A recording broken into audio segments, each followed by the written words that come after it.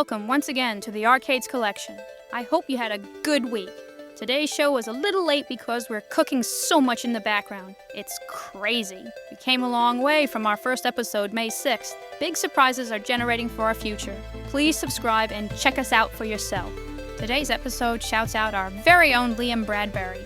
Check out Liam's YouTube channel and subscribe, like right now. Learn Cubase and learn how to play fantastic music by an industry pro.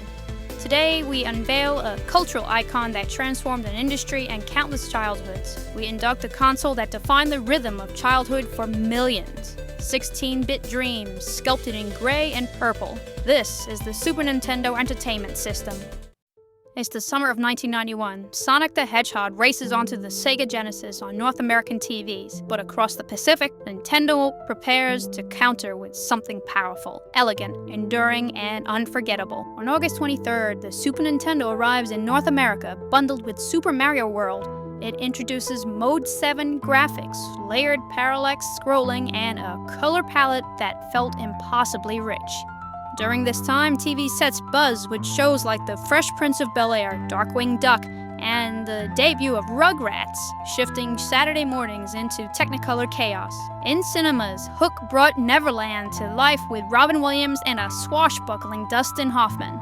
The Addams Family danced its gothic charm into theaters with deadpan wit and eerie elegance. And Boys in the Hood, the directorial debut of John Singleton, gave voice to a generation with raw, unflinching power. And on the airwaves, Metallica's self-titled album dropped with the weight of a sonic sledgehammer. Back in Japan, there was a different sort of firestorm brewing. Dragon Ball Z reached its climatic battles. Ranma half embraced craziness with martial arts. Anime, once for niche fan clubs, began its slow burn into the West. Going back a bit, by the late 1980s, the 8-bit era had begun to show its age. In Japan, competitors were circling. NEC entered the ring first with the PC Engine, followed by Sega's bold new platform, the Mega Drive. Both consoles boasted 16-bit architecture, rich graphics, and deeper sound. Their North American counterparts, the TurboGrafx-16 and the Sega Genesis, would land in 1989, tempting players away from the aging NES. Nintendo, ever watchful, had been preparing a response. In 1987, the president of Nintendo publicly confirmed that a next-generation system was in development. The plan? A console worthy of Super Mario 4 and Dragon Quest V. Behind the scenes, tensions brewed. Sony engineer Ken Kutaragi, working without official approval, was secretly developing the Super Nintendo sound chip until he was nearly fired. But Sony's CEO intervened, saving the partnership and giving birth to one of the most iconic audio experiences in gaming history. You'll remember Sony and Nintendo would always have a difficult relationship, which will become apparent when Nintendo plans to develop a CD extension in the future. 1990, Nintendo revealed the final design, the Super Famicom, sleek, futuristic, and accompanied by two titles that would define the system, Super Mario World and F-Zero. By November that same year, Nintendo smacked back at its rivals, hard and defining. Before you, a North American Super Nintendo console.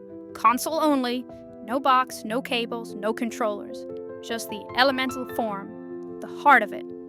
But not all Super Nintendos look like this one. In Japan and Europe, the Super Famicom and the PAL SNES featured soft curves, rounded buttons, and a 4-color face design inviting, almost toy-like. Here in North America, Nintendo went in a very different direction. Angular lines, slate gray panels, and a lavender accent. A design reshaped to meet the American aesthetic. Boxier, heavier, and unmistakably 90s. The buttons, rectangular. The color scheme, muted. The message, this was serious hardware for its serious gamers. Though absent its accessories, the artifact remains intact and working. No stylization, no theatrics, just gray plastic, lavender switches, and the quiet strength of Japanese engineering. Not pristine because it has indeed been played and played well. And so, this console, loose but authentic, is formally accepted into the Rkaydz Collection. Yet another fantastic item we are slowly building, from box to power cord, to complete its final form. If the Super Nintendo was your first system, or your favorite, or simply your beginning, Comment below and tell us about your first time playing on it. We'd love to hear from you. Thank you for watching. Subscribe to preserve the past here at the Rkaydz Collection. And join us again this Friday for another chapter from the golden age of games. It's Fantastic Four week. Get your tickets. I'll be there front row center. Again, thank you for watching and see you Friday.